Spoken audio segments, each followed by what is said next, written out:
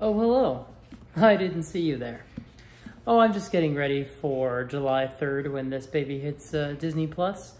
And I'm also getting ready for Camp NaNoWriMo. For those unfamiliar, NaNoWriMo, National Novel Writing Month, has camp in, I believe, April. Didn't do that one this year. And July, which maybe I'll do this year.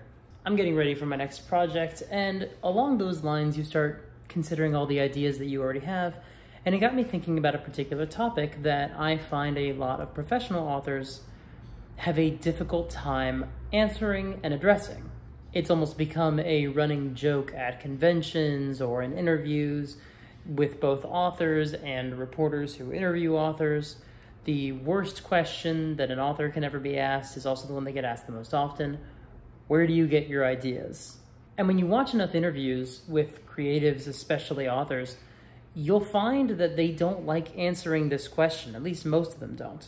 Some of them do, or at least they'll answer them for specific projects.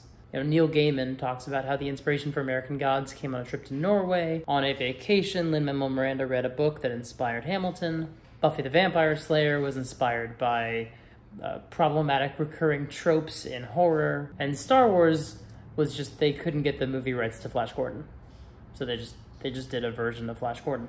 But you'll also find that a lot of creatives, and I've seen Neil Gaiman do this, Patrick Rothfuss, I believe, has done this.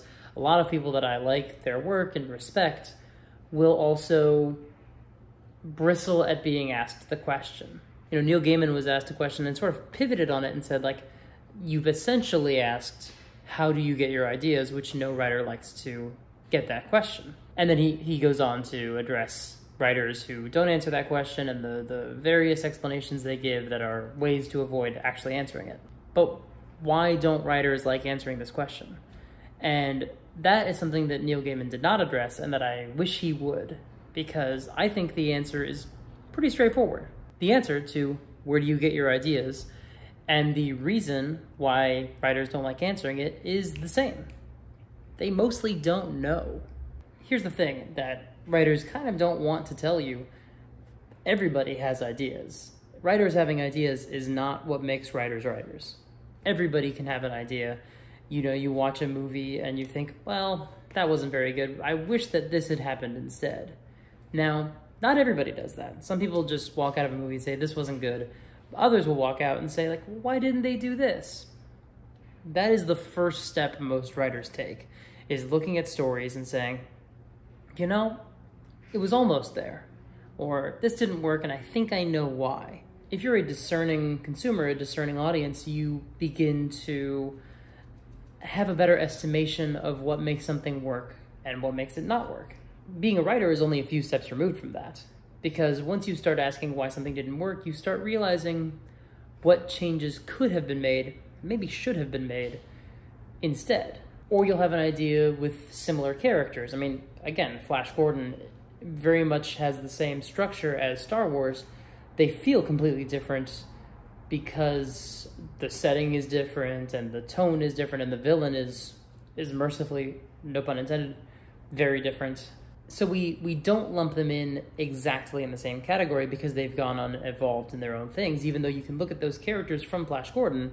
You know, you've got the wise mentor, you've got the heroic hero, which was kind of split into two characters, Han and Luke, and you've got the princess who very likely needs rescuing. You have these archetypes that you can then use, rename, reskin, give them new backstories, new personalities, and have a very similar story that still feels very different.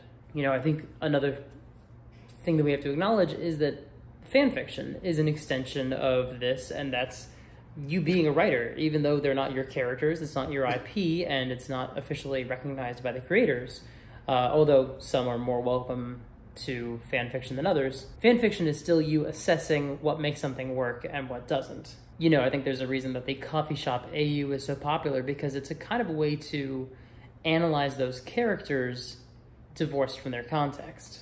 I think that The Rise of Skywalker, a film that I initially wanted to write off as bad fan fiction, actually doesn't qualify because it just has all the trappings of the setting and none of the characters. If you did a coffee shop AU and removed all the lightsabers, removed all the spaceships, all the things that Rise of Skywalker highlighted, you would have a stronger story and a stronger sense of those characters than that film did.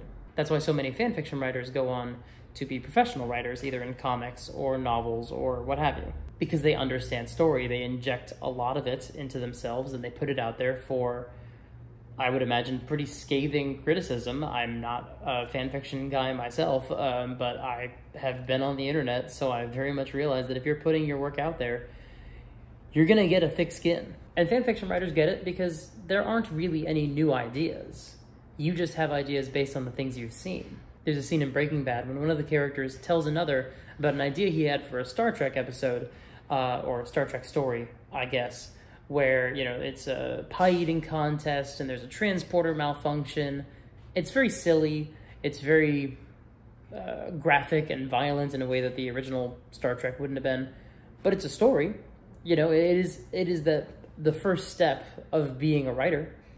Granted, that character is also fictional and written by the writers of probably the best television show of its time, so he's got a pretty good head start, even though that doesn't really feel like a Star Trek story. It's a story. And that's why ideas are cheap, because there's a line he has in that scene when he says, "I've got this Star Trek idea, I just need to write it down."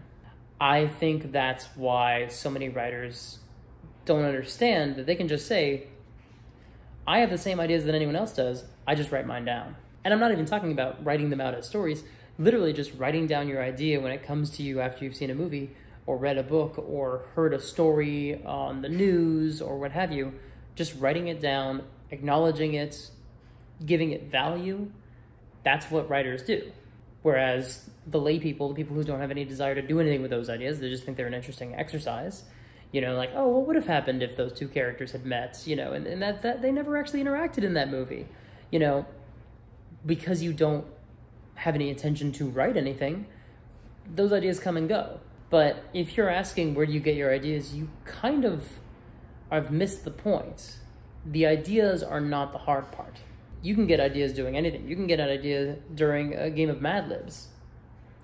Would it be a good idea? I honestly don't know. But it's an idea.